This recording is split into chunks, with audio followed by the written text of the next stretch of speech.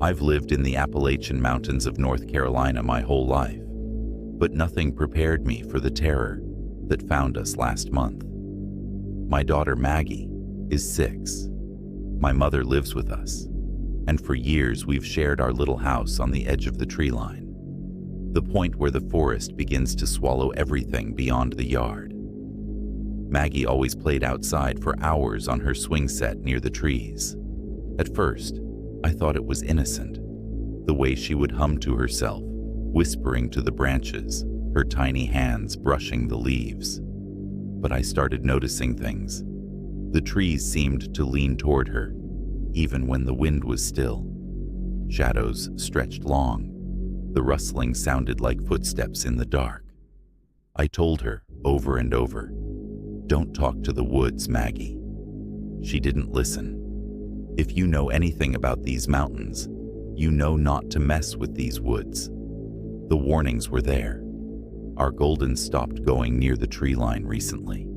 I even saw him trying to drag Maggie by her dress toward the house. The air would go suddenly cold, even in the middle of the day. At night, I would hear whispering, soft, unintelligible, coming from the forest. And Maggie, she started saying things no child should ever say. "She's lonely," or "He doesn't like me yet, Mommy." At the time, I thought she was imagining things, but deep down, I knew. It all came to a head one evening. My mother had gone inside to start dinner. I was watering the garden when I realized Maggie wasn't on her swing. I called her name. Silence. Then I saw her, barely moving, at the edge of the tree line, her back to me, her tiny figure framed by the thick shadows of the forest. I ran toward her, shouting her name, and that's when I felt it. A weight pressing down on my chest. It felt like something was holding me back. I turned back quickly and grabbed the shotgun from the porch, my hands shaking uncontrollably. "Mom, she's gone," I screamed. We ran into the woods, branches tearing at our clothes and skin. The forest was alive in a way I had never felt. And then we heard her. Maggie's soft, high-pitched laugh, like she had found a friend no one else could see. It made my stomach turn. We followed the sound, and finally, there she was, standing perfectly still, staring at something in the darkness. "Maggie!" I yelled, but she didn't blink. She didn't move.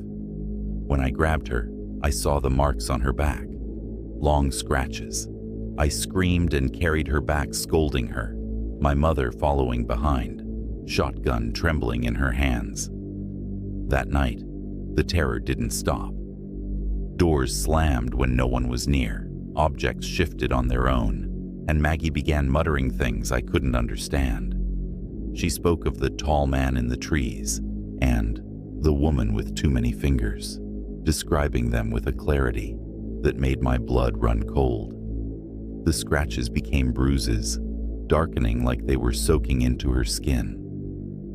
Sometimes I would wake in the middle of the night to find her standing at the window, staring at the forest, whispering to someone or something that I couldn't see. And sometimes I swear I could feel a presence behind me, cold and heavy, pressing down on my shoulders as if warning me not to move. I don't know what's in those woods. I don't know if it's human or something far older, something that feeds on fear and innocence. But I know this: whatever it is, it wants her. And I am terrified, absolutely terrified, that next time I won't be able to get her back. I keep a very tight eye on her now and took down her swing set. I even plan on bringing the priest to our home to bless it. Call me crazy, call me paranoid, but until you've seen what I've seen, you wouldn't know. I'm not letting whatever is in these woods take my child.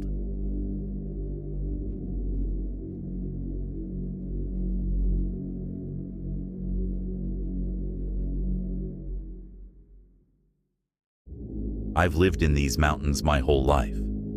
So has my wife. Folks from outside, don't always understand what that means. They think Appalachia is just another patch of America, just trees and hills. But when you're born here, when your parents and grandparents are buried in this soil, you know the mountains aren't just scenery. They're alive. They listen. When we married, we never thought about leaving. We found an old farmhouse not too far from our parents. It wasn't perfect, but it was home. My wife was 3 months pregnant when we moved in. We were excited, making plans for nurseries and gardens, thinking we had everything figured out. The first time I saw it, I told myself it was just my eyes adjusting. I'd gotten up in the middle of the night, walking down the hallway to the kitchen. The house was quiet, but heavy somehow. Halfway down the hall, I froze. There was a face at the end of it, leaning just far enough from the corner to be seen. It was dark, not a shadow, but not flesh either. The longer I stared, the more I thought I could see features. Wide eyes reflecting the faint light, a grin that cut too deep across its face.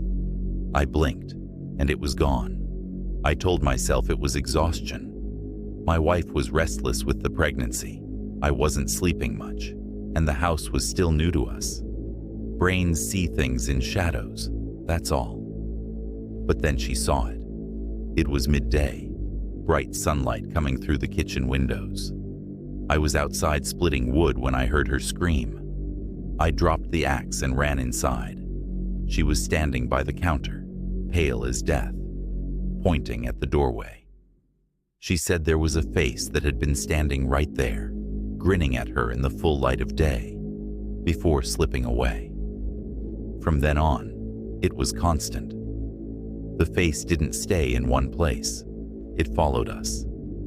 In the reflection of the bathroom mirror, pressed against the glass of the living room window at night. Once, when we sat at the dinner table, my wife dropped her fork and gasped.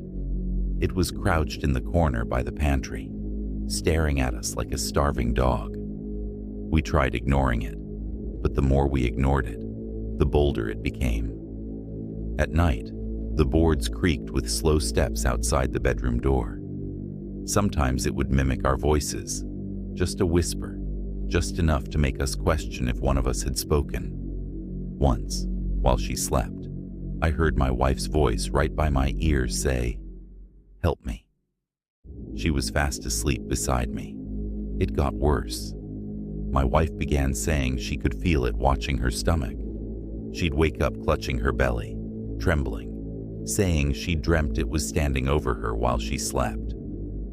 I saw the toll it was taking on her, and finally, she packed her bags and went to stay with her mother. She told me she wouldn't bring our child back into that house until something changed. I stayed. Someone had to. The nights without her were the worst of my life.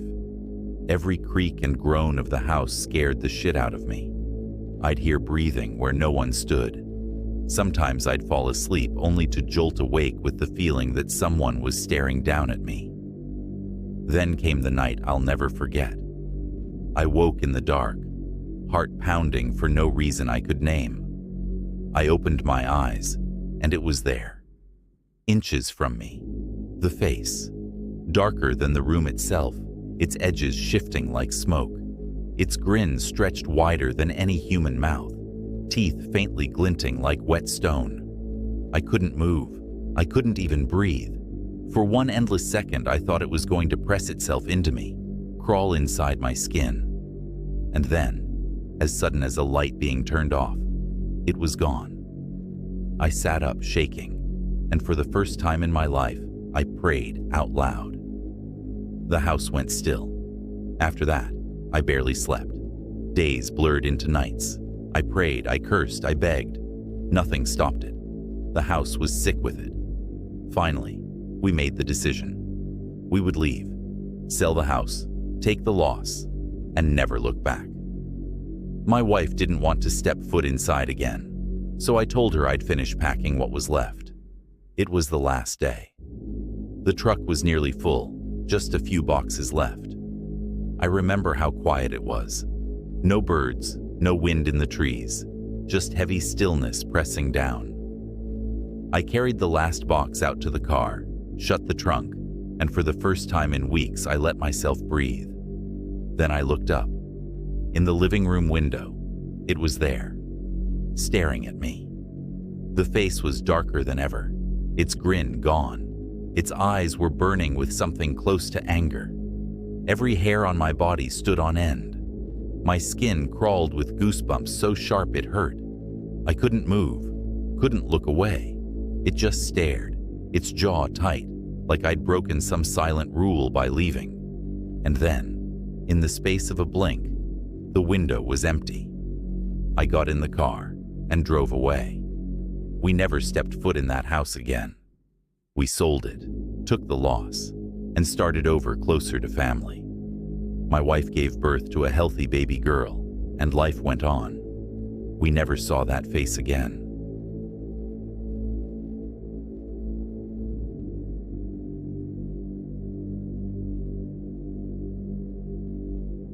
We'd been out in the Smokies for 2 days when it started. Just 4 of us. Me, my brother Rich, and our friends Mark and Jace. We weren't amateurs. We'd done plenty of backpacking. But these mountains are different. They're old in a way you can't put into words. The trees rise up like cathedral walls. The air is thick, and when the wind dies, the silence feels alive. We set up camp in a hollow, where a creek cut through a patch of rocks. It looked perfect. Flat ground, water nearby, no signs of anyone else. By sundown, we had a fire going, and the woods around us were buzzing with crickets and frogs. Normal, comfortable. Then, like a switch, it all stopped. No insects, no night sounds at all. Just the crackle of the fire, the kind of silence that makes your ears ring. We sat closer to the flames without meaning to. I caught Rich watching the tree line, his jaw tight. Nobody said it out loud, but we all felt it. Something was wrong. Then it came. At first, just a single scream. Not human, not animal. A high, ripping wail that cut straight through me. It carried so far through the trees it was impossible to place. Then came another sound. Wet. Violent. The tearing of something heavy, like limbs wrenched from their sockets. You could hear the strain of it, bone and tendon splitting, followed by a crash through brush, like something had been thrown. We froze. My stomach turned cold. Jace whispered, "Jesus Christ, what the hell was that?" But nobody answered. The screaming started again, closer this time, and whatever was making it was being pulled apart. That's the only way I can describe it. The fire popped and hissed, and I found myself staring at my hands, because looking into the trees felt impossible. Then, it went quiet. The silence after was worse than the noise. All of us were shaking. I realized I had goosebumps from my scalp down to my arms, like every part of me knew we shouldn't be there. We didn't sleep that night. We sat up with the fire as high as we could keep it, watching shadows jump across the rocks. Every branch snap made us flinch. Every gust of wind felt like breath on the back of the neck. Eventually, though, exhaustion caught us, and we went to lay down. I don't know how long I was out when I heard movement.